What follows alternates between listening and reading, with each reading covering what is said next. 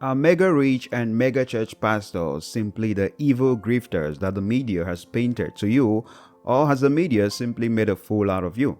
That's what we're going to be looking at in this video. And full disclaimer, if you're one of those people who have just come to blindly hate and dislike every mega church or mega church pastor, then probably this video is not for you, because it's literally going to hurt your feelings. Not because I'm going to be making a case in support of these people that you probably don't like, but because you might just realize how you have been played and deceived by the media. So if you want to carry on watching, let's get into the video.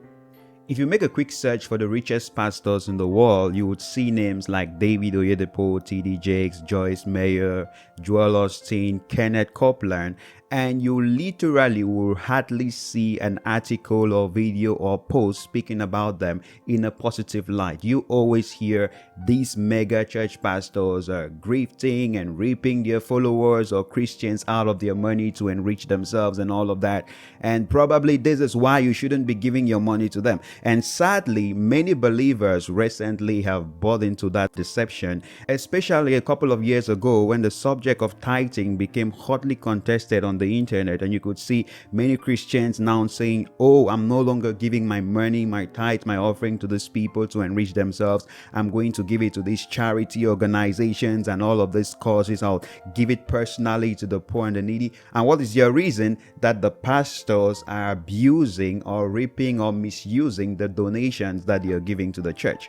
That's funny, because you're literally thinking that humans in these charity organizations are better and more moral than humans in these churches. But I guarantee you that if you audited all the charities out there, you would hardly find one that is not guilty of misusing or mismanaging the funds that are given to them. So it's not really about the church, it's about the people. If people are greedy, whether they are in church or they are in a charity organization, they will still misuse the funds. And the evidence of this is the funny thing that happened a couple of years ago when the head of the UN's food scarcity program made a comment and said just 2% of the richest man back then, Elon Musk's wealth, could solve world hunger. And when challenged by Elon Musk to provide a plan on how that 2%, which was roughly $6.2 billion, would solve world hunger, he was unable to do that.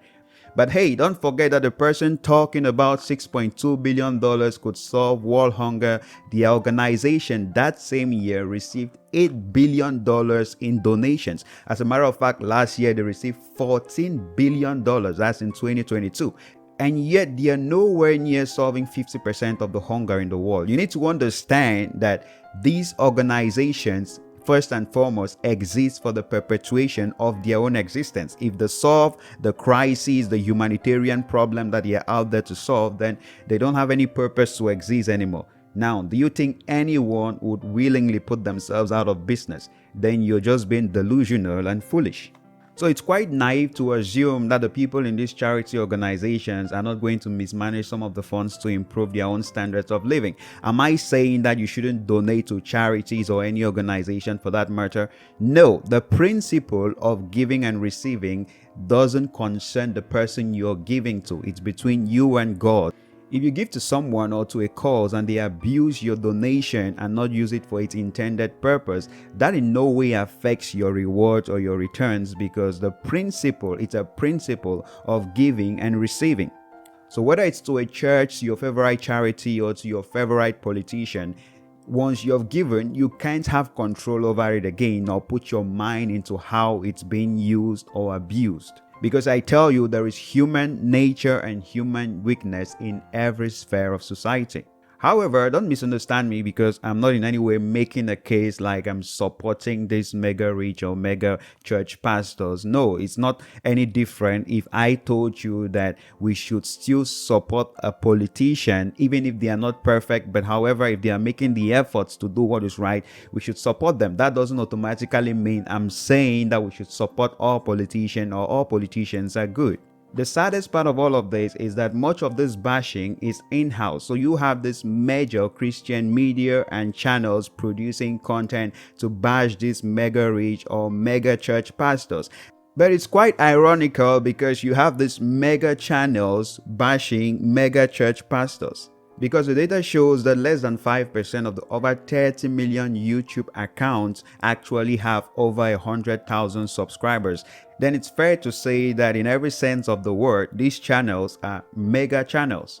So the top 5% of content creators or YouTube channels are bashing the top 5% of churches. The problem with this is that when you watch much of this content that the media and all these people put out, you begin to wonder, because according to them, everyone pretty much is a fake pastor. I mean, if you watch them, it's difficult to tell finally are there any genuine or real pastors out there. But it's simple, because if you understand their logic, if you're big, you must be fake. So the real and genuine people are the people who have small churches or modest amount of attendance. If you have 20,000 members in your church, whoa, no, that's too much. You must be fake. Are we crazy?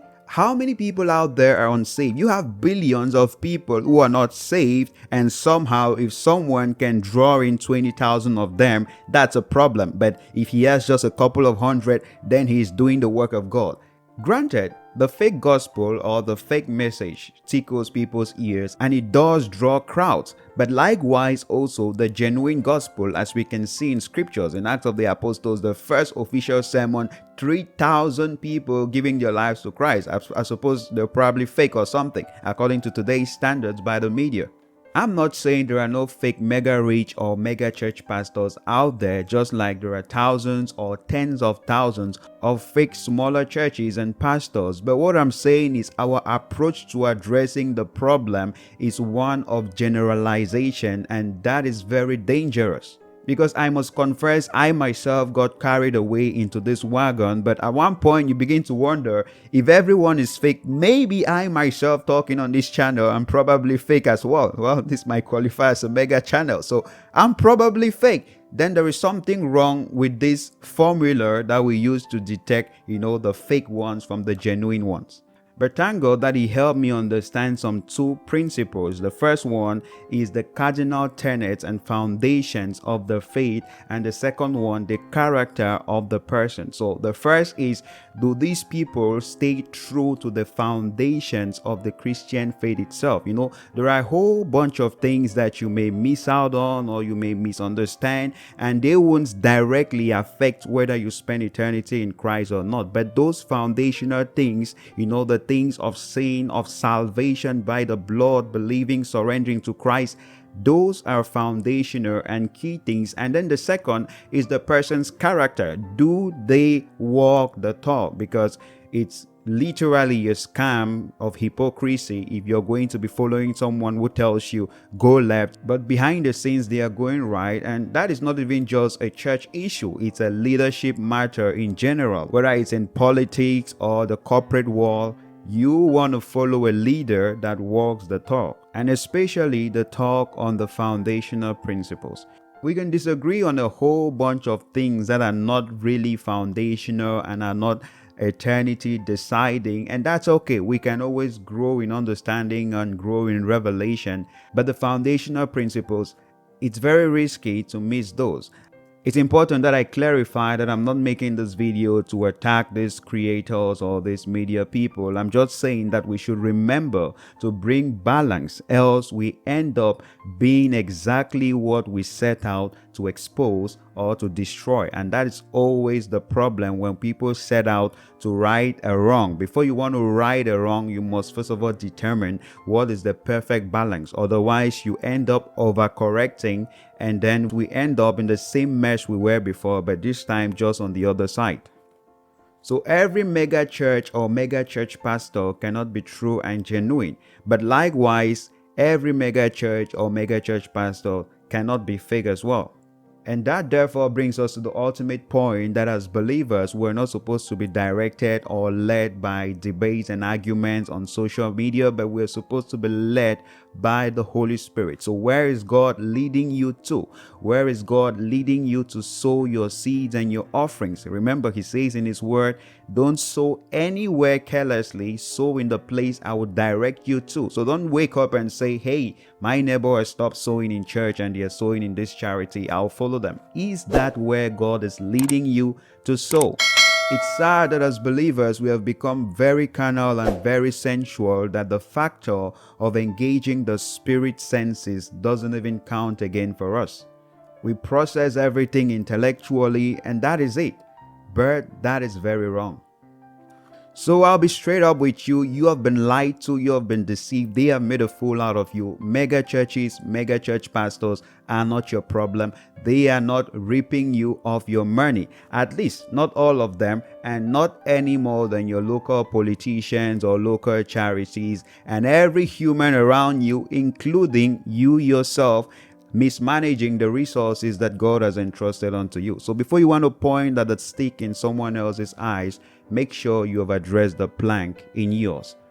So that's it for this video. Let me know, do you agree with this? Do you disagree? What is your emotion or your feelings or your thought process about mega churches and mega pastors? Share that in the comments below. And if you enjoyed the video, please give it a thumbs up, share it with 1 or 2 people, and subscribe, hit that bell if you're new to the channel. A big shout out to our patrons for helping us create content like this. We wouldn't be able to do this without you. So thank you so much. You too can do the same. The link is down below. And so I am Bodas Jumesi from Wisdom for Dominion. Thank you so much for watching, and I'll be seeing you in the next video. Stay blessed.